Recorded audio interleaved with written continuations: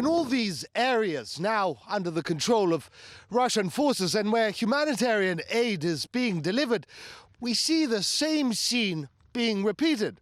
And that is hundreds, thousands of people queuing at distribution points for desperately needed food. And always a handful of spoilers appear, most often with mobile phones to film what they're doing. They'll stand there and shout insults at Russian troops or the masses queuing for desperately needed food. They then upload that footage to social media or friendly Western media outlets to create the impression that Ukrainians are against Russian aid, when it couldn't be further from the truth. Across liberated areas of Ukraine, convoys of Russian aid, food and essentials are an increasingly common sight. Hundreds of tons have been loaded and sent to Ukrainian cities and communities on the verge of starvation. But some people would rather see thousands starve. In queues that stretch for hundreds of meters, you'll find them holding phones in people's faces. They are few in number, but aggressive and loud. Нам от вас ничего не надо.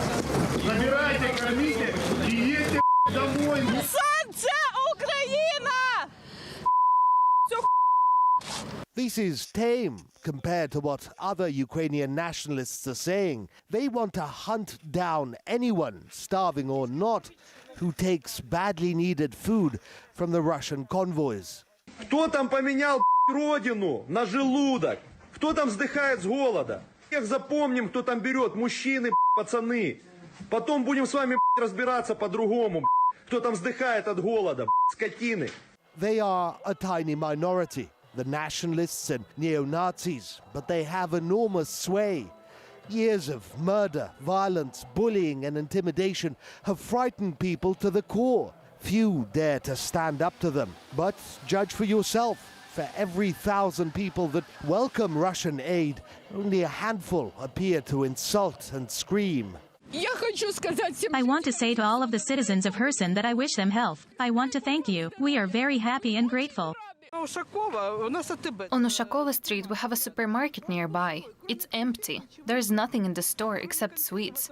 There's a shop next to us. I stood in line there to buy 2 slices of cheese and a pack of butter. I gave 197 hryvnia. These are unthinkable prices. They're like Moradors. There's a crazy queue for bread. People cannot buy bread. Russia's intended denazification of Ukraine has already begun. It will likely be an intense process, given how grave the security threat is. Just kilometers from where aid workers were handing out food, Russian forces detained a man with explosives, firearms, and orders. What is your rank? What branch of the armed forces? The 124th Territorial Defense Brigade, head of military-civilian cooperation. The threat of terrorist attacks, bombings and subterfuge will likely grow as nationalists and neo-Nazis hunker down and go into hiding. But for now, it remains a tough balancing act for Russia, juggling the needs of the people and their goodwill while fulfilling its goal, the demilitarization and denazification of Ukraine. Morad Gazdiev from Kherson, Ukraine. Hundreds of thousands of Ukrainian refugees are crossing into Europe in what the UN calls the largest migration crisis in a century. And its politicians have been quick to explain why the EU should take them in. These women, children and elderly must be welcomed in Europe. Anyone can now perfectly understand the difference between the flow of refugees that is happening now and the invasion of young men of military age and of Muslim origin that have been launched against different borders of Europe in attempt to destabilize and colonize it.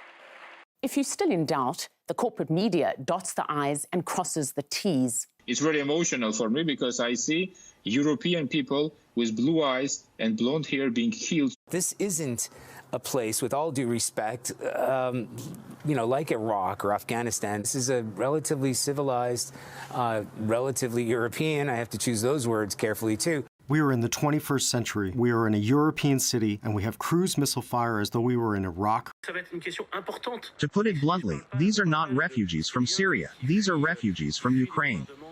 They're Christians, they're white, They're very similar to us. They seem so like us. That is what makes it so shocking.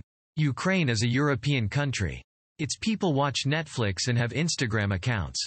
War is no longer something visited upon impoverished and remote populations. Surely a little racist for such progressive countries, not to mention the fact that the crisis is at least in part down to the failure of Western diplomacy and foreign policy. When it's Syrians or Africans on a boat, these countries didn't even try to integrate them. They reject even the chance that anyone brown could assimilate. Your skin is too dark. You couldn't possibly eat borscht. But this disparity is not only about racism.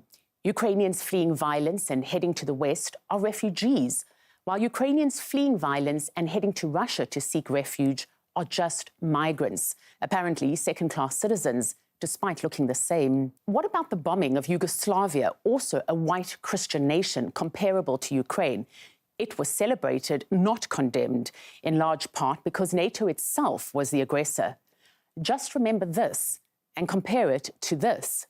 Spot the difference? It seems the West is okay with dividing people between those who are worthy and those not worthy. It's not only racism, it's politics, while concern for those forced out of their homes plays second fiddle. Yeah. Hans, I've just noticed something. These communists are all cowards. Hans, are we the baddies?